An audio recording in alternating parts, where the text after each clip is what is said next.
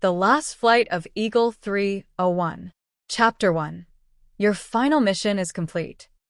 She's been coming to this graveyard for 3 years now. Always white lilies, Anna's favorite.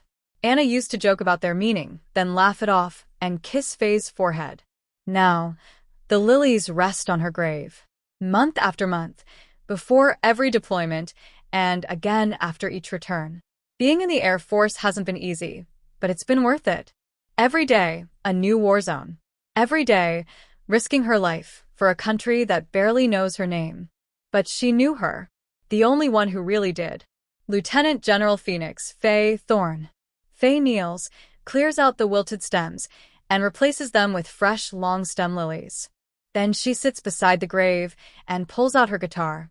A ritual born of grief. Same place, same song. A melody too deep for the living, written in the language of the lost. A song of memory, mourning, and the desperate hope to move forward. The soft chords echo through the graveyard, each note tapping on death's door, asking for an answer that never comes. She finishes the song, stands, salutes the headstone, and walks back to her car. Boots crunching gravel, heart a little heavier. She slides behind the wheel, casts one final look at the grave, and drives off. Tomorrow, she'll be in the sky again. She isn't just a lieutenant general. She's one of the few women in the Air Force commanding a corps, flying into battle at the drop of a pin. She takes extra flights, extra tours, anything to stay busy. Because the one person she couldn't save didn't fall in war. She was taken by something silent, relentless. Cancer. Anna, her wife of 10 years, gone. And that's the one enemy Faye couldn't shoot down. She turns onto the road leading to the airfield, stealing a glance in the rearview mirror. Black hair pulled low. Eyes once soft blue, now storm gray. High cheekbones, a sharp nose, a mouth kissed by fading pink. But her jaw? Steel. I miss you, Anna. Every damn day, she whispers. Tears threaten, but she doesn't let them fall. There's no time for tears. No time for weakness. Weakness gets people killed, and she refuses to be the reason someone doesn't make it home. Her soldiers trust her with their lives. And she earns that trust every single day, flying into hell if she has to, stars and stripes stitched across her flight jacket like a silent oath. She's so lost in thought that she almost misses the turnoff. Swerves hard. Tires scream. The car jerks violently, but she manages to steady it. Damn it, Thorne. Focus. She checks for traffic. Nothing but silence. She exhales, shakes her head, and pushes on. As the base comes into view, she smirks at herself. Your driving's crap, Thorne. Good thing you don't fly like this. The distant hum of an F-35 Lightning II welcomes her like an old friend. This is her domain. Her element. She knows that aircraft like a lover, every bolt, every turn, every drag of wind. She taxis down the runway, waiting for clearance. Green light flashes. Rotate, she speaks into her mic. Positive climb, ground control. She watches the altimeter rise. Feels the pull, the drag. Throttles forward. Eagle 301 is RTB, she radios. Minutes later, she's back on the ground, taxiing into the hangar. She files her report, confirms the craft's status, and prepares for the next round. The month ahead is chaos, new recruits, endless flight plans. She sleeps in fragments, 1 a.m. one night, 2 a.m. the next. But by 0700, she's in the sky again. This is the life she's chosen. No, the life she survived into. After Anna's death, work became both punishment and escape. On the last day of the month, she packs her duffel with civilian clothes. She filed for leave a month ago. Time to visit home. Check in on Anna's sister. Her mother's voice is more tired with every call, and letters just aren't cutting it anymore. She calls Val, her buddy on base, to hitch a ride in the morning. Val's flying a Hawk T1 to Montana. Faye will Uber the rest. Her father's truck is waiting back at the farm. Chapter 2. A New Wingwoman. Val drops her at the base, and Faye thanks her before booking an Uber to the farm. 5 miles of silence stretch between the base and home. Faye leans her head back, eyes closed, memories bleeding into the present. The last time she came here, Anna had just died. Her mother begged her to stay, to heal. But Faye had argued, insisted work would help her. She needed the cockpit, the structure, the chaos. Anna would have understood.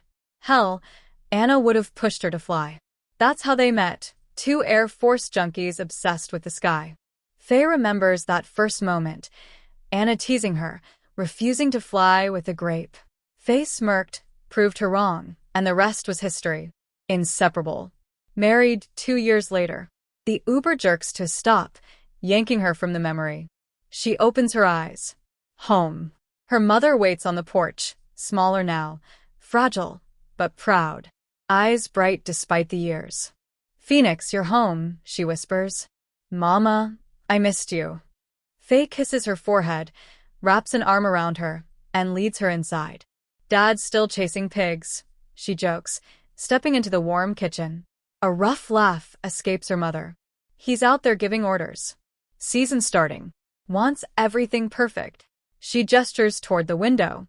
Her father, ever the farmer, is barking orders in a wide-brim hat and worn flannel. Coffee, her mother asks. Faye nods, lets her duffel thud to the floor, and sinks into a kitchen chair. The smell, the light, the feeling, this is the closest she gets to peace. The door creaks open. Her father steps in, dirt-stained and radiant with joy. Little bear, he beams. Faye grins. That name always. Papa. She wraps him in a tight hug, soaking in the safety of it. Her anchors. Her origin. They catch up, farm gossip, Air Force tales, updates in between sips of hot coffee. Eventually, she asks for the truck. Time to see Jillian. The drive to town is short but feels eternal. She hasn't stepped foot in Anna's childhood home since the funeral. Dread coils in her gut. She parks, sees movement in her periphery. Jillian. Jill, hi. Faye, you're here. They hug, awkward, warm. Jillian invites her in. They chat, surface level. Grief hangs in the silence like dust in sunlight. I'll come again soon, Jill. Take care of yourself. Faye walks out, breathes deeply. She isn't ready to return just yet. She drives farther into town, grocery list in her mind. Her mother always scolds her for wasting money, but Faye needs the distraction. She parks, shops, and loads the bags into the truck. As she does, an old memory tugs at her. This town, these streets. She and Anna used to haunt the local bar. Every visit ended there. Every laugh, every whisper. She glances down the road. Screw it. She walks the 2 blocks to the bar. The old neon is gone, replaced with a sleek sign. Pajaro. She steps inside and is instantly wrapped in warmth. The interior is no longer the grimy haunt of her youth. It's a Spanish dream. Hand-carved chairs. Iron scrollwork. Music with soul. Faye walks to the bar and orders a beer, scanning the space. This is unexpected, she murmurs. A voice replies from behind her. That's the first time I've heard that description. Faye turns and time stutters. The woman is striking. Tall, barefoot in red-painted toes, and a white flowing dress.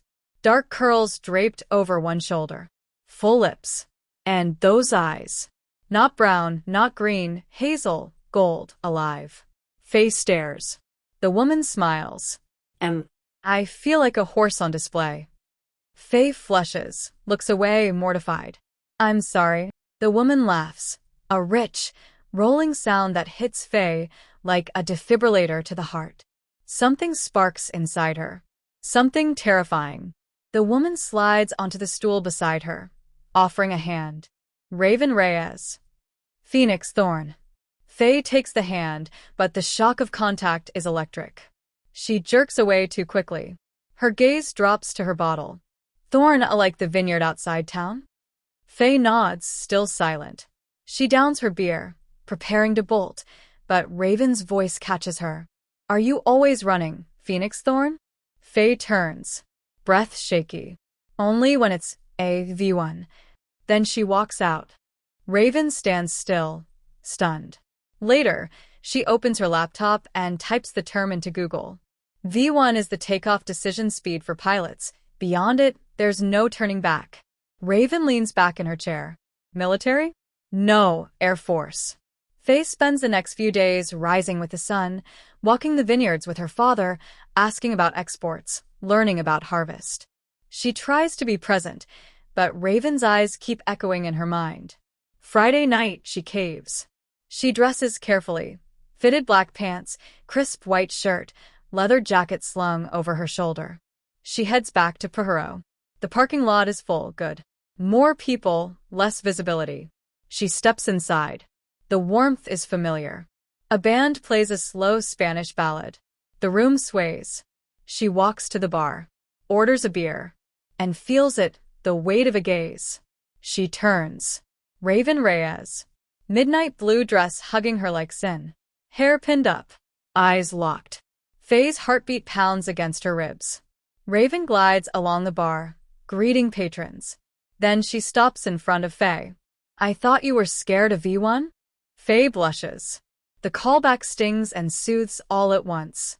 Sadi. Force of habit. Work mode. Military or Air Force? Air Force. Raven orders sangria, then gestures to a table. Join me? Faye nods. They sit in a quiet corner, music wrapping around them.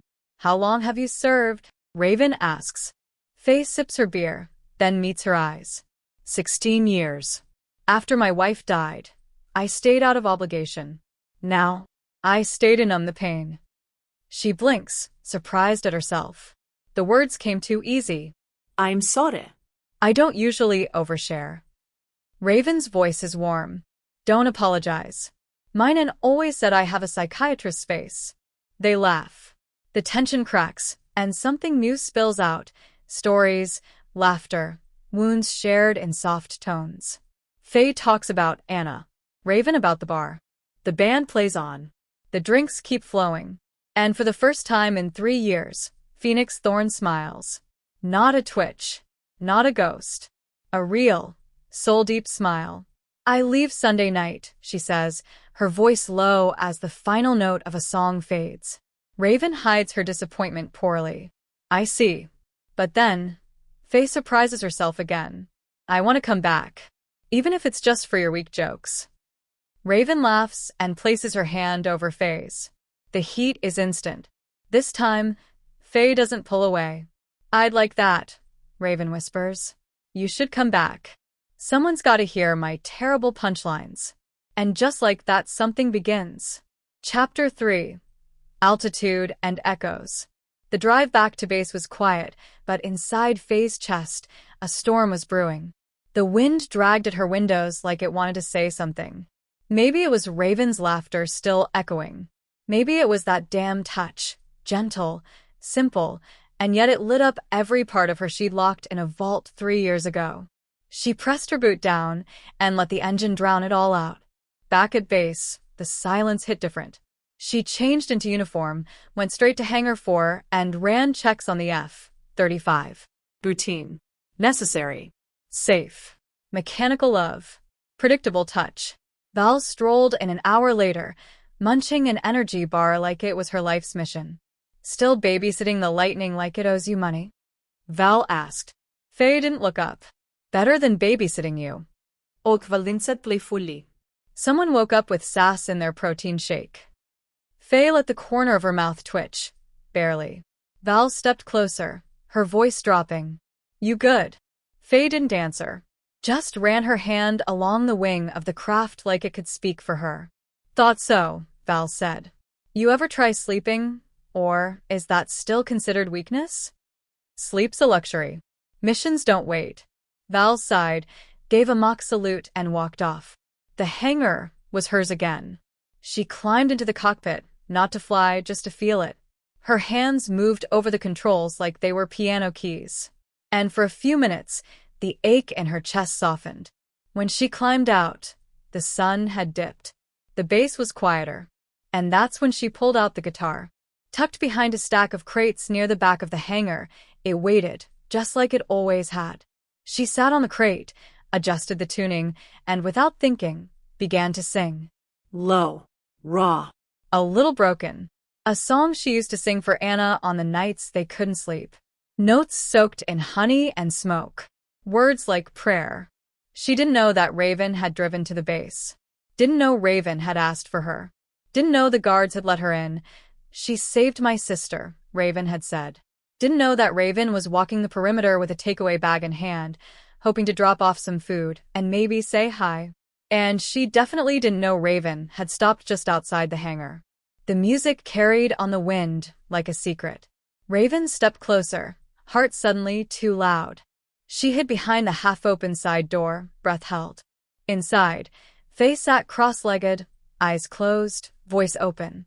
You were my sky when I forgot how to look up. You were my fire when I went cold. Now I fly through storms to find the silence, where your heartbeat used to be. Raven's eyes filled, not with pity, With knowing. this wasn't the uniform. This wasn't the hard-edged lieutenant general. This was the woman who waked at midnight. The woman who whispered to ghosts. The woman Raven wanted to know, not just meet. Faye finished the song. Let the guitar rest. She wiped her face roughly and stood, walking toward the front of the hangar. Raven ducked back into the shadows, heart thudding. Faye paused for a second, looked up at the sky. Clear skies, Anna, she whispered. Then walked away. Raven waited until the door shut behind her before stepping into the now empty space. The guitar still leaned against the crate, strings humming faintly with memory. She set the takeaway down on the crate and traced her fingers over the wood. I'll see you again, Phoenix Thorn, she whispered to the silence. And the silence, for once, almost answered. Chapter 4. The Speed of Gravity. The sun rose slow and indifferent over the sleepy town, but Raven was already awake. She stood barefoot in the kitchen, tea cooling on the counter, untouched. Her laptop was open on the bar top, screen still lit with a paused video, grainy-based security cam footage. She'd asked nicely, pulled a few favors. She just wanted to see her walk. And there she was, Phoenix Thorn, walking across the tarmac like she owned the sky. Raven closed the laptop. This wasn't about obsession. This was about a feeling she hadn't felt since her mother passed. That sense that someone else in the world was walking around with their ribs cracked wide open, heart still beating in spite of the wreckage. Raven spent the rest of the morning behind the bar, but her body was in autopilot. She wiped the same glass twice, forgot to cash out a table, spilled sangria on her skirt, and when her staff offered to close for her, she didn't argue. By noon, she was in her car, staring at the highway like it might give her an answer. Then her phone lit up. Unknown base number. She froze. Picked up. Raven Reyes? The voice was clipped. Military. Yes. This is Sergeant Parker from Red Wing Base. We're confirming drop-off of a package from Lieutenant General Thorn. You were listed as a contact. Sorry what? Left a flight patch and a handwritten note. Said you'd understand. Silence. We can hold it at the gate. I'm on my way. Back at base, Faye was steel. Orders came through faster than expected. She was flying out in 14 hours. The mission? Extraction in a hot zone. She was taking F-35 Lightning II out at first light. Her team was already prepping gear, and the mechanics were clearing her flight path. She stood in the locker room, hands braced against the sink. The water was cold, her skin burning. She'd left the patch and note for Raven that morning, unable to face the idea of saying goodbye again. It was safer like this. The note? Simple. In case I don't come back, this belonged to someone who kept me alive longer than I deserved. Now I think it belongs with you. She folded it around the flight patch, the last one she and Anna ever wore together. Back in the hangar, Val caught up to her. You're quiet, Val said. I'm focused. Bullshit. You're haunted. Faye didn't answer. You want to talk about it, or should I just keep pretending you haven't been humming sad-ass Spanish guitar chords under your breath for 3 days? Still nothing. Valoghead bitterly. All right, Thorn. Go be legendary. But don't pretend this one's just another flight. Raven stood at the gate, patch in hand, Note tucked into her jacket. She could feel the edges of something, change, maybe, or grief in a different shape. Then, as the sun began to set, a low thunder rolled across the sky. She looked up. There she was. F-35 Lightning II, and inside, Eagle 301. A silhouette against the burning clouds. Wings spread, tilting. A predator. A ghost. Raven whispered, "Fly safe, Phoenix." And as the jet streaked across the sky, like a wound ripping through the heavens, her phone buzzed. A message. Unknown number.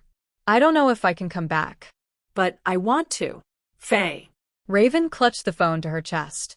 And for the first time in years, she prayed. Not for safety. For a second chance. Chapter 5, Mayday. The desert doesn't care how many stripes are on your shoulder. It doesn't care if you're a widow or a war hero. It just burns.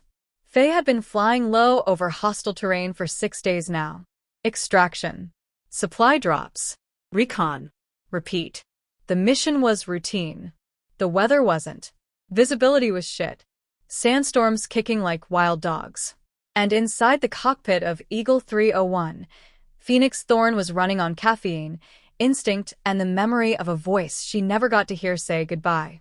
Eagle 301, confirm heading 019er. Control crackled. Confirmed, she replied. She could barely make out the horizon, but her hands were steady on the controls. In the quiet, her mind drifted. To Anna. To Raven. That look across the bar. That electric touch. That whisper about V1, the point of no return. Faye clenched her jaw and forced her eyes back to the HUD. Not now. Not when lives depended on her. Back home, Raven watched the news with the sound off. The headlines scrolled across the bottom of the screen in cold, detached font. Red Wing Base confirms Eagle 301 part of ongoing conflict zone rotation. Her hands were wrapped around a coffee cup she hadn't touched in hours. The patch lay on the counter. She didn't need the note to remember, it was burned into her mind. Every day since the flight, she'd checked her phone. No new messages. Just that last one. "I don't know if I can come back. But I want to." Raven whispered the words to herself, now like a mantra. Like a promise. Faye's third night on deployment was the worst. The team was pinned. She flew in low and hard, under radar, against orders. But she pulled them out. Every single one. Back at the forward base, she walked away from the Lightning II soaked in sweat, eyes glazed, knees trembling. Val met her at the edge of the tarmac, helmet under her arm. "You trying to die out there?" Faye looked at her. Just looked. Eyes empty. "Valsik head. You're flying like you've got nothing to lose." "I don't." The words came out too fast. Too raw. Val didn't argue. Just clapped her on the back. "Then make sure you give them hell before they take you." Day 6. The sky opened up like an old wound. Static danced across her comms. Wind shear. Altitude instability. Power lines where they shouldn't be. And then impact. Bird strike. "Engine 2 failure," she whispered, too calm. Alarm screamed. HUD went red. She didn't flinch. "Control, Eagle 301 declaring emergency. Mayday, mayday, engine failure. Altitude descending." In Pajaro, Raven dropped a wine glass. It shattered across the tiles. Her staff rushed in, but she couldn't hear them. Something ripped through her. A shiver so sharp it left her breathless.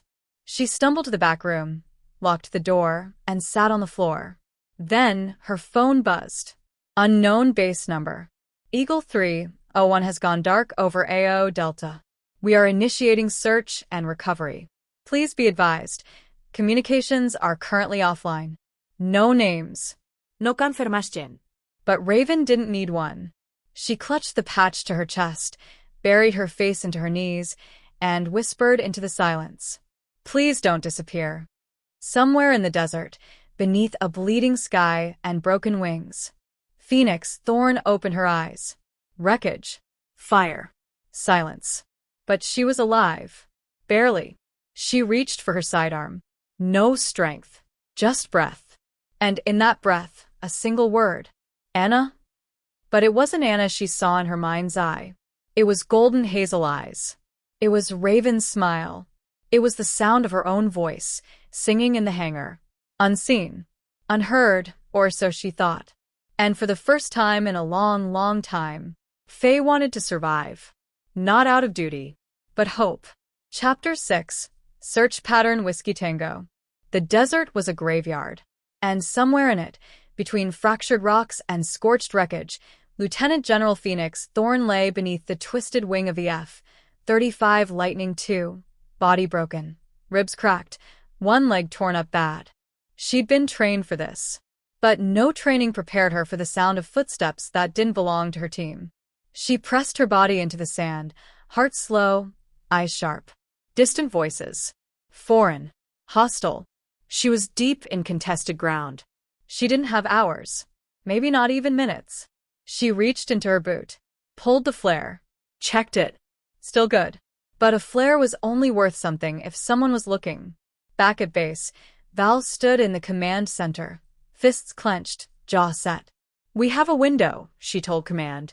12 hours max before the heat signature's unrecoverable. The colonel looked at her unmoved.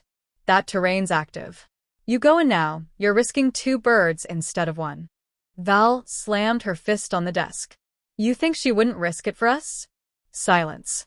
Then, Go. "But off book. You get caught. You don't wear a name." Val nodded. Wasn't planning to. She turned to her squad. "Gear up. Search Pattern Whiskey Tango. We fly in 15. At the base entrance, Raven stood still. She hadn't slept. Barely breathed. The guards tried to turn her away, but she didn't leave. "I'm not here to interfere," she said. "I'm just here." She held the flight patch in her palm, like a lifeline. And finally, one of the guards nodded and let her in. Didn't say a word. Just opened the gate. Raven made her way to the edge of the tarmac. And waited. Faye counted the seconds by her breath. 1. Inhale. 2. Exhale. 3. Stay still. She could hear them closer now. She couldn't run. Could barely move. But damn it, she wouldn't go down quiet. She readied her sidearm. Flicked off the safety. Whispered into the cracked silence, "Come on, Val." I lit the flare. As if in answer. A sound. Not boots. Not shouting. Rotor blades. Chopper. Then another sound. Gunfire. It didn't come toward her. It passed over her. Val had found her. Visual on the wreckage. Came the shout from the scout. "We've got movement." The chopper hovered. Val rappelled before the clearance was called. She hit the ground running, heat waves shimmering around her. And there, beneath twisted metal and fire-kissed sand, was Faye. Val dropped to her knees. "Jesus, you stubborn bitch." Faye smirked, blood-streaked and shaking, but still Faye. "Took you long enough." Val laughed through a sob. "You owe me whiskey for this." Back on base, Raven watched the sky like it owed her an answer. And then, through the haze and heat shimmer, the chopper appeared. Low. Fast. Heavy. Her knees nearly gave out. She ran to the edge of the barricade as it touched down, dust kicking up around the skids. Doors slid open. Medics rushed in. And then she saw her. Faye. Held up by Val. One arm over her shoulder.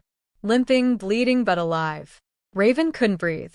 Then, Faye looked up. And through the chaos, their eyes locked. Raven didn't smile. Didn't cry. She just said one word, low and trembling. "Come back." And this time, Phoenix Thorne nodded. "I did." Chapter 7. The Debrief. The infirmary reeked of antiseptic and silence. Faye sat on the edge of the cot, one leg bandaged, ribs wrapped tight. Her shirt was off, tank top damp with sweat, dog tags resting heavy against her chest. The doctors had cleared her. Physically. But emotionally? She was still bleeding in places no scan could detect. The door opened.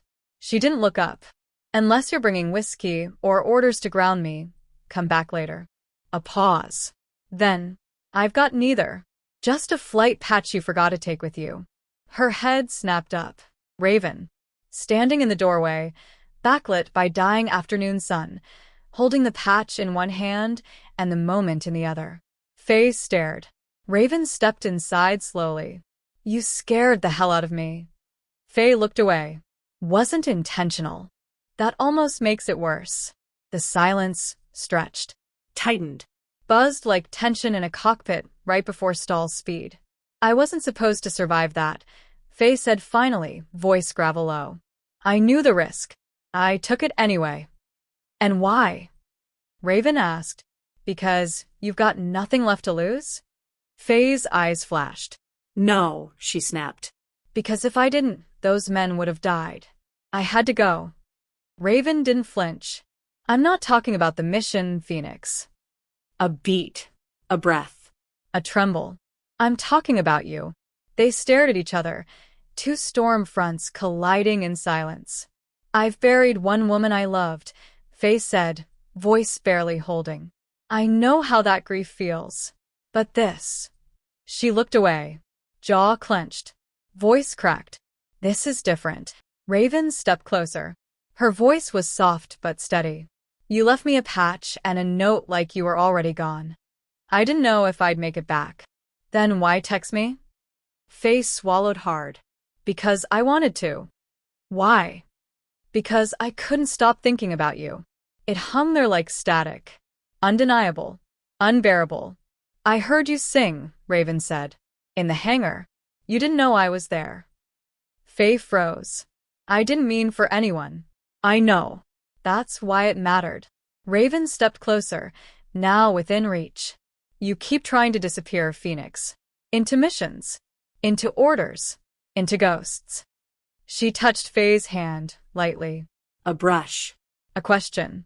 But you can't run from this. Not anymore. I see you. Faye's breath hitched. Her hand curled around Raven's fingers. Tight. Scared. I'm broken, she whispered. Then let's not pretend we're whole, Raven replied. Let's just be here. Faye leaned forward, resting her forehead against Raven's. I don't know how to love someone and not lose them. Then don't love me like you're going to lose me, Raven whispered. Love me like you found me. And in that moment, for the first time since Anna's death, Faye didn't feel like she was standing on a ledge. She felt grounded. Held. Alive. They stayed like that for a long time. No urgency. No scripts. Just breath, warmth, silence. The war could wait. For once, the battlefield was still. Chapter 8. The Last Mission. The sky outside the base was the softest shade of dusk. Half night, half day, like the universe itself, was undecided. Phoenix Thorne stood on the tarmac, boots grounded, jacket slung over her shoulder, ribs aching with every breath. But she was still here. And so was Raven. The debrief had come and gone. Paperwork signed. Wounds stitched. The Air Force would move on. But Faye? She wasn't sure if she could, unless she finally turned toward what had been chasing her for years. Life. Raven sat on the back of her truck, parked at the edge of the field, facing the runway. She'd been there since noon. No calls. No music. Just silence. Just waiting. When she heard the crunch of boots, she didn't turn. She felt Faye before she saw her. I figured you'd show up late, Raven said softly. I figured you'd be gone. I was. Then I stayed. Faye leaned against the truck beside her. I don't want to run anymore. Raven turned, eyes steady. Then don't. Faye looked up at the sky. Pastel clouds smeared like old paint, the scent of oil and earth lingering in the air. I've only known two places that made sense, she said. The cockpit and this. She looked at Raven, eyes stripped bare. You. Raven swallowed. Her voice cracked. I'm not asking you to quit the Air Force. Faye smiled, a slow curl of something honest. You don't have to. I already did. Raven blinked. Wait, what? Faye took out a folded paper from her jacket. Set it on the truck bed between them. Final discharge. Voluntary. Effective immediately. Raven stared at it, speechless.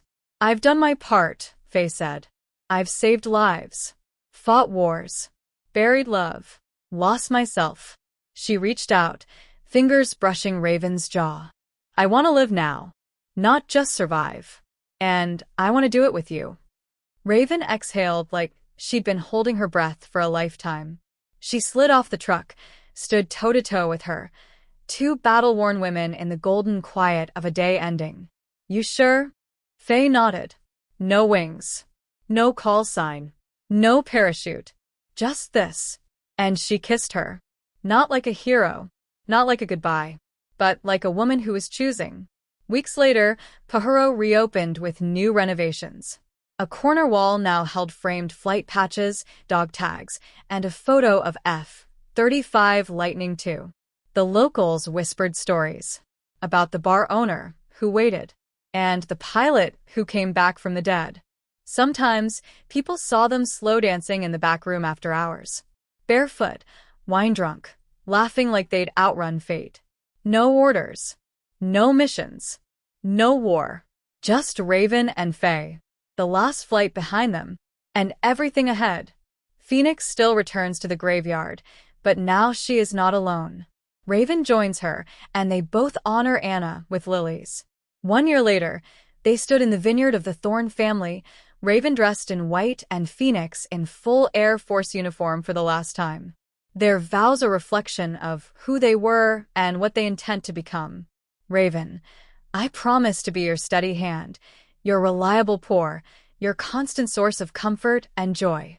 I promise to be the master mixologist of our love, carefully crafting moments of happiness and laughter. I promise to be your biggest fan, your loyal companion, and your most devoted customer. I promise to always remember that our love is the best vintage, and I will savor every moment with you. I pledge to you, my love, my life, my everything, and I look forward to the many toasts we will share together. Phoenix, you saved me when I didn't know I needed saving. I promise to be your steadfast co-pilot, navigating the skies and the ground with you. I will be your anchor when the turbulence gets rough, your compass when you feel lost, and your safe harbor when you need to land. I promise to be faithful, supportive, and loving. I vow to be your partner in every mission, big or small, and to always return to you, my ultimate destination. I love you. The sun set over the vineyard, and inside the small house on the hill sleeps two lost souls that found their paths to each other. F-35 Lightning II is grounded, and flight rosters were replaced with New Horizons, and the only flight was that of the heart, soaring. Together they built a home and a future. Long before time dared to measure itself, there was the veil, a shimmer between what is seen and what is sensed. From the ink of forgotten creation we rose, not born but bound. We are the dreamers, the broken, the brave. We bleed through fiction, we breathe between lines. We are the ones who ache when a story ends and rise again when a new one begins. You who have found this space, you are not lost, you are veil-bound. And the stories here, they were written for you.